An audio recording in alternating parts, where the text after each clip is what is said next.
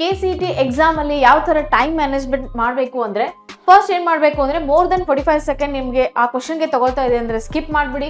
ಅದಾದ ತಕ್ಷಣ 3 ರೌಂಡ್ಸ್ ಅನ್ನ ಫಾಲೋ ಮಾಡಬೇಕು. ಫಸ್ಟ್ ಈಸಿ ಸಾಲ್ವ್ ಮಾಡಿ, ದೆನ್ ಮೀಡಿಯಂ ಸಾಲ್ವ್ ಮಾಡಿ, ಆಮೇಲೆ ಟಫ್ ಸಾಲ್ವ್ ಮಾಡಿ. ಅದಾದ ತಕ್ಷಣ rule 3 is use the first 50 minutes to finish 80% of your easy questions ಅನ್ನ ಸಾಲ್ವ್ ಮಾಡಿ.